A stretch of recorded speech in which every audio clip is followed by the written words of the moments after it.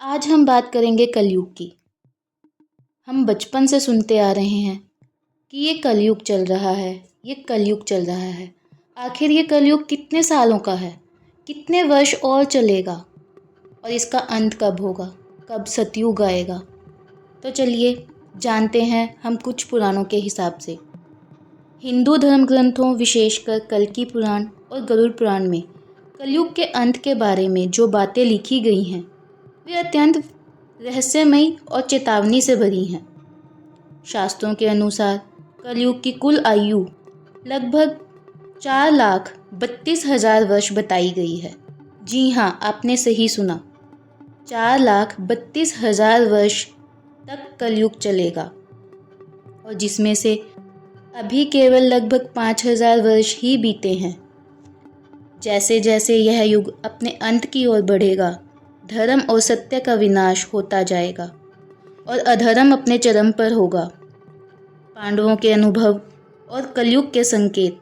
महाभारत के युद्ध के बाद जब युधिष्ठिर कलयुग के आने की चिंता में थे, तब श्री कृष्ण ने उन्हें और उनके भाइयों को वन में जाने का निर्देश दिया। वहाँ उन्होंने जो देखा वह कलयुग की सच्चाई को दर्शाता है। सबसे पहले युधिष्ठिर ने देखा 2 सूंड वाला हाथी। श्री कृष्ण ने बताया कि कलयुग के शासक दोहरी चाल चलेंगे। वे बाहर से तो न्याय का दिखावा करेंगे, लेकिन अंदर से प्रजा का शोषण करेंगे। किसी के भी साथ वह पूर्ण तरह न्याय नहीं करेंगे, पहले अपना और फिर दूसरों का भला करेंगे। तभी अर्जुन ने एक ऐसा पक्षी देखा जिसके पंखों पर वेद लिखा था, लेकिन वह मांस खा रहा था। इसका अर्थ है कि कलयुग में विद्वान लोग तो होंगे, ज्ञान की बातें भी बहुत करेंगे, लेकिन उनका आचरण अपवित्र और स्वार्थपूर्ण होगा।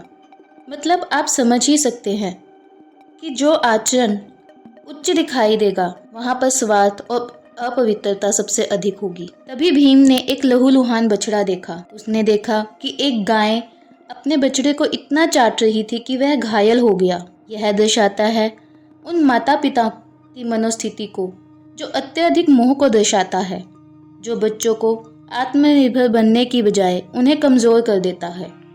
तभी सहदेव ने 7 कुएं देखे, जिसमें सबसे गहरा कुआं खाली था। यह दर्शाता है समाज में करुणा की कमी को, जहां अमीर लोग अपने पास के भूखे पड़ोसी की भी मदद करने की बजाय अपने स्वार्थ में डूबे रहेंगे।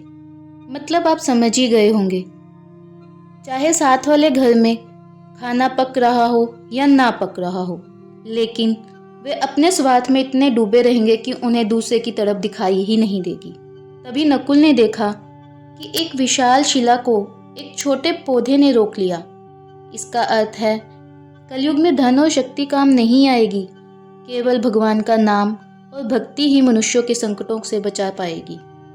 गरुड़ पुराण के अनुसार कलयुग के भीषण लक्षण। भगवान विष्णु ने गरुड़ जी को कलयुग के अंत के 5 प्रमुख संकेतों के बारे में बताया है। मानव आयु और शरीर का ह्रास। कलयुग के अंत में मनुष्य की औसत आयु घटकर केवल 20 वर्ष रह जाएगी। 8 से 12 वर्ष की आयु में ही लोग बूढ़े दिखने लगेंगे और बीमारियां आम हो जाएंगी। रिश्तों की पवित्रता समाप्त हो जाएगी। विवाह केवल एक समझौता बनकर रह जाएगा और लोग धार्मिक संस्कारों जैसे पूजा, श्रद्धा आदि से पूरी तरह मुख मोड़ लेंगे। पेड़ पौधे फल देना बंद कर देंगे। लोग पूरी तरह मांसाहार बन जाएंगे। गायों का सम्मान केवल उनके दूध और मांस तक ही सीमित रह जाएगा। जल और अन्न का वर्षा अत्यंत कम होगी, जिससे खेती ठप हो जाएगी। जो अन्न उगेगा वह बेस्वाद पोषक तत्वों से विमुख होगा। सात्विक आहार दुर्लभ हो जाएगा और लोग केवल दिखावे और भौतिक सुखों के पीछे भागेंगे। सृष्टि का अंतिम प्रलय और नई शुरुआत। कलयुग के अंत में 7 सूर्यों का उदय होगा, जिनकी प्रचंड गर्मी पूरी पृथ्वी का जल सोख लेगी और सब कुछ जलकर राख हो जाएगा। इसके बाद भगवान विष्णु रुद्र रूप धारण करेंगे और 100 वर्षों तक लगातार मूसलाधार वर्षा होगी, जिससे पूरी पृथ्वी जलमग्न हो जाएगी। यह विनाश केवल अंत नहीं बल्कि शुद्धिकरण की एक प्रक्रिया है। जब अधर्म पूरी तरह समाप्त हो जाएगा तब परमात्मा एक नई शुद्ध और पवित्र सृष्टि का निर्माण करेंगे।